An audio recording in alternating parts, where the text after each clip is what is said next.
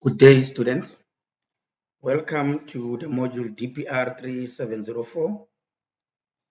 We are still dealing with assignment 1.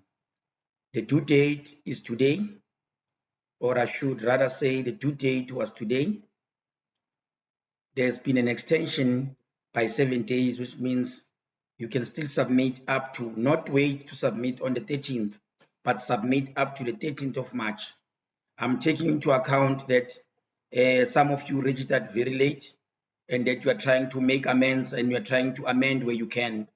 But remember, the key in this module is that you can submit the link, the correct link, and still be able to update your blog because you have access to your blog on your side. That can be done, and as long as you can see that you have not commenced with marking, because I know with the Moodle platform, even after marking, when you get the feedback, you even before marking, when you go through the site, you can see whether your assignment has been graded. So from time to time, you are more than welcome to go through your assignment or to go through your blog and update it as much as you can. Remember, in this module, you are being tested on whether you can create content. It is not a theoretical module, but a practical one. Again, I'm going back to issues around assignment 1. Remember, the due date has been extended. The last day to submit is the 13th of March. I'm not saying the deadline is the 13th of March. I'm saying you can submit up to the 13th of March. Remember, we do not want to overload the system when we submit all at once.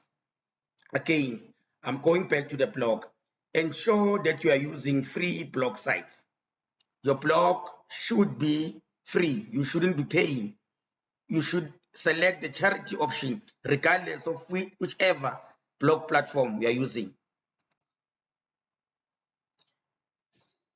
So assignment 1 is similar to the examination portfolio. You need to submit only the blog link for assignment 1. But if you do otherwise and you make an error, you don't submit only the blog link, but the link is there, we will not penalize you for the purpose of assignment 1. So with regard to the content, ideally in the blog that you create, in the blog link that you create, the mission and vision of your NPO should usually appear under the About Us section, because that's where you speak about the organization. And then in some instances, on top of the blog, there will be that About Us section will be the first on the top left corner of your blog. It will say About Us, and then it can present a section that speaks to media releases, where your press release will be. It can speak to a section about policies, where your HIV/AIDS and integrated marketing communication document will be. But for the purpose of assignment 1, the mission and vision has to be under the About section, but if it's not there, no student will be penalized. Remember, what is important is the technical presentation of your blog. Is it neat?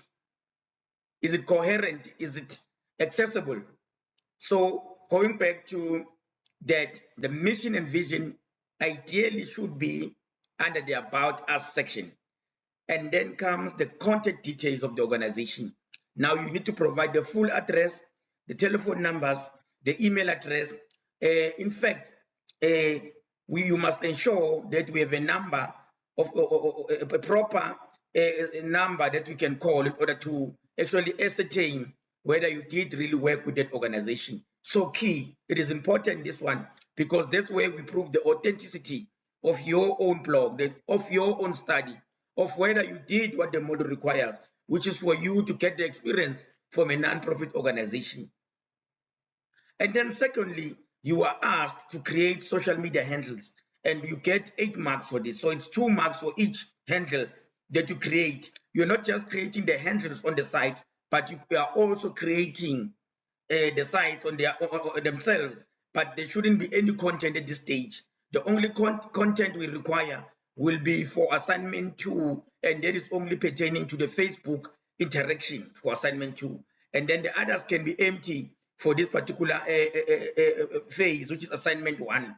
But later on in the portfolio, we require that there should be content on all the social media handles or pages that you create for this NPO that you're working with.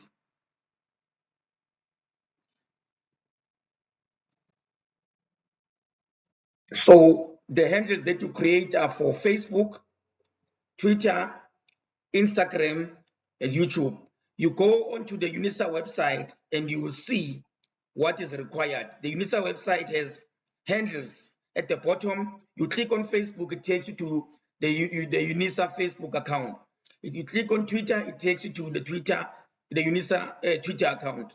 So that is what it's intended to do. We should be clicking on the handles and be taken to the social media sites we created. Remember, again, emphasizing, you only use free blogs. You should never pay for a blog.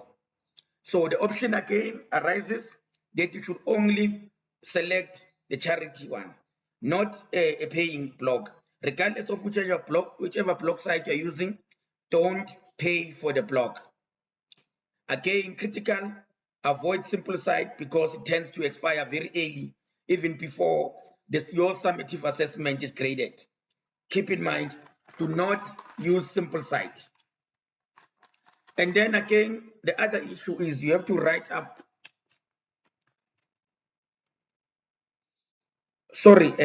my error.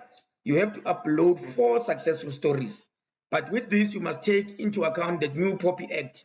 So in most cases, the assessment says you must have captions. You can use any captions, but keep in mind that you're not supposed to actually expose people to certain situations whereby they do not want to be actually taken, their pictures to be taken. Take into account that there'll be instances where people do not want to take their pictures. So in most cases, avoid doing that. And we are saying, even if your stories come up and there are no pictures, you will not be penalized for that because we are taking into account the POPI Act.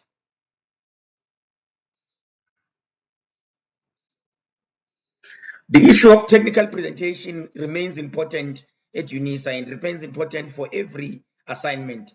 So it is important that the spelling, the grammar, the referencing, where it is needed, that is provided. But we know very well that this is a practical assignment, sorry. And then in most cases, there won't be such references. But we must just, from time to time, remember that spelling and grammar are important in this particular, in our studies as we pursue our degrees or diplomas. The key factor in order for you to succeed in this module, you must make sure that your work is authentic. You must really find an NGO or an NPO to work with, an NGO or an NPO to work with. And then the use of a fictitious organization will actually lead to a 0, meaning that you actually fail the entire module for attempting not to do what is required from you. The mark composition in the module, the assignments weigh more than the examination, so you can understand from now the paramountcy of assignments. You can see the assignment 1 is 30%, assignment 2 is 30%, the portfolio weighs 40%, but in total, the 2 assignments come up to 60%. So it is key or critical that you understand very well that assignments are important.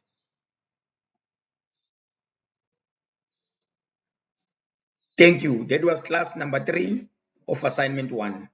The extension has been granted up to the 13th of March. You can submit up to the 13th of March, not on the 13th of March, but up to the 13th of March.